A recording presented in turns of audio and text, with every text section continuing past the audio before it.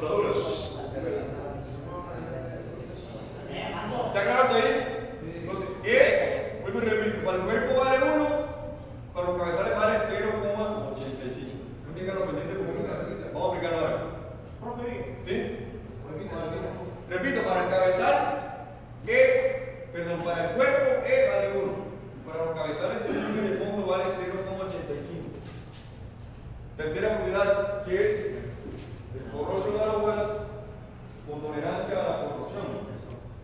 Entonces, ese corrosion avoidance viene siendo lo siguiente: cuando tú diseñas el equipo de proceso, tú calculas el espesor de la pared, pero debes darle un sobreespesor. O sea, debes construir una lámina más gruesa con el fin de que si este equipo está diseñado para 15 años, en esos 15 años, el producto que está en contacto con la pared consuma ¿a quién? A este sobreespesor que le diste. Ese sobreespesor es el que se llama corrosion avoidance. Es el sobreespesor que le doy a la lámina con el fin de ¿qué? De que la sustancia que está en contacto lo consuma. Porque ¿qué pasa si tú no se lo colocas? Al pasar los 15 años, él va a empezar a consumir ¿a quién? Al espesor del equipo. ¿Y eso qué implica? Que la lámina va a empezar ¿a qué? A disminuir y ya no van a sentir la presión y la temperatura para la cual lo diseñaron. ¿Me explico? Entonces uno siempre sobredimensiona la lámina, dándole ¿qué? Un octavo de pulgada, ¿sí? De espesor, para que en teoría ese un octavo me resista la pieza, sea consumido por quién? Por la corrosión, ¿verdad? Y no deteriore la parte estructural del equipo. Les decía, lo diseño 15 años. A los 15 años se consumió el agua. De ahí para adelante, porque la falla puede ser por desgaste o porque aumenta la probabilidad de la falla. Porque ya consumió ese, que era de seguridad, ¿qué va a empezar a hacer ahora? A consumir este de acá. Profe. ¿Sí? Y digamos que no es posible trabajar con un alugas mayor. Sí, claro. Es que te vas a dar cuenta porque un octavo. Eso implica más costo. Y ya puede ser el estándar que recomienda la norma, como mínimo un octavo. Corrosión avoidance, claro. Se llama tolerancia a la corrosión. ¿Qué hace uno? Por ejemplo, un octavo. Si tú quieres lo hacer más grande, pero eso implica más costo. Entonces lo que utilizan son inhibidores de corrosión, pintura, protección catódica, y eso implica que el tolerancia, el corrosión avoidance sea mucho más bien más bajo. Si sale más barato estar utilizando inhibidores en el tiempo de vida útil que amplía el espesor de la lámina. Esos cálculos se hacen cuando veamos la parte económica. Bueno, entonces, teniendo en cuenta eso, esa es la ecuación que van a aplicar, anotando por ahí. Que esa es la que me da la norma.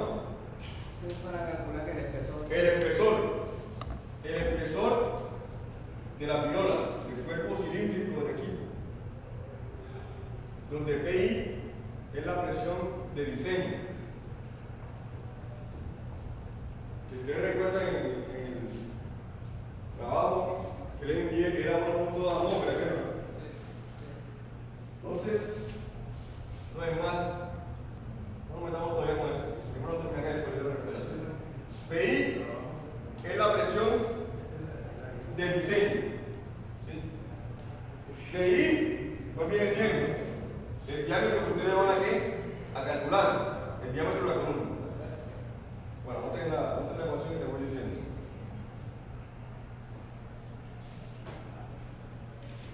P es la presión de diseño. P es la presión de diseño. De I el diámetro. S, si recuerdan, era que el esfuerzo máximo permisible, esta S, que dependía de quién? Del metal que cogí y de la temperatura. La E, que era que soldadura, que dependía de quién, del tipo de cordón de soldadura que aplicara y de la impresión radiográfica. Pero en nuestro caso, para el cuerpo, la E vale cuánto? 1, para los cabezales vale cuánto? 0,85. Esta es la presión de diseño. Es diferente a la presión de operación, aclaro esa duda. Entonces, con esa ecuación es la que se diseña. Ese T es stiffness. Stiffness es el que en inglés espesor. Eso me va a dar el espesor de la lámina que te resista las presiones y las temperaturas a las cuales va a estar sometido el equipo. Entonces, básicamente esa es la cosa. Pero así como existe para cilindros, también existe para esferas. Bueno, yo puse PD para que se den cuenta que PD es lo mismo que PD. Pero observen las ecuaciones. Miren que tengo para cilindros y para esferas, ¿verdad? Las ecuaciones cambian. Por ejemplo, si yo tuviera, bueno, me estaba ocurriendo ponerle ahora la pregunta. ¿Por qué hay alguna duda? Eso lo vamos a aplicar en el trabajo.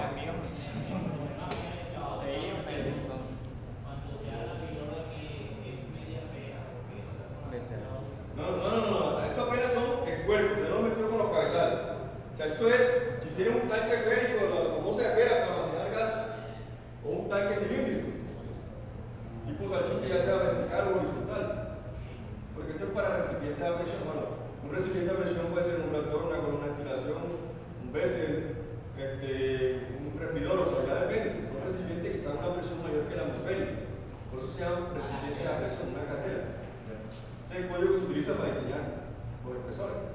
Entonces, les decía, supongamos que yo tengo un tanque esférico y un tanque cilíndrico que tienen el mismo diámetro, que están sometidos a la misma presión, que están construidos con el mismo material, ¿sí? O sea, tienen todo igual. La pregunta es, si hago el cálculo del espesor, ¿cuál espesor me va a dar mayor? ¿Este o este? ¿O me va a dar el mismo espesor? Teniendo en cuenta la ecuación. De la esfera debe ser mayor. Miren la ecuación. Tienen la misma presión, el mismo diámetro, el mismo metal. El cilindro tiene que ser La pregunta que cuál es, O sea, los espesores, ¿cuál tiene mayor espesor? ¿El cilindro o la esfera? Son matemáticas, ¿no? Póngale el mismo valor a todos los números, ¿me interesa? Ahora compara la fracción que queda. Miren que ya sería 2 menos 1.2, que acaba de ser 4 menos 0,4. 4 menos 0,4 da cuánto? 3.6. 2 menos 1.2 da cuánto? 0,8. O sea que si yo hago la fracción de la esfera, como tiene el mayor denominador, te disminuye. Entonces, en este caso, si hago el cálculo, me voy a dar cuenta de que la esfera va a tener un espesor menor que el cilindro. Ahora, ¿por qué creen? ¿A qué se debe eso? por la forma. Por la forma de la esfera que pasa con las presiones. La presión, o sea, Igual es Se distribuye de manera homogénea. En cambio, en verdad que no se puede hacer eso. Esa es, digamos, la explicación de por qué su espesor es menor. Ahora, ¿qué es lo que decía? ¿Qué es lo que pasa? Hasta ahí llevo el cuerpo.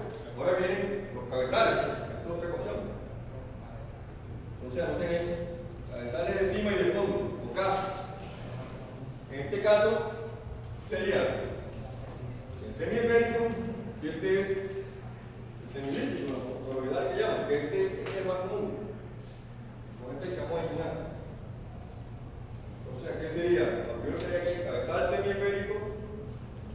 El primero que estaba sería el K tipo semi-elipsoidal. Elipsoide. Una elipse. Por lo que no hay tipo elipse, tipo elipsoidal. Son los dos tipos de K. Ahora hay más, pero eso no es más común. O sea que eso es el código porque vamos a tener ahí una indicación.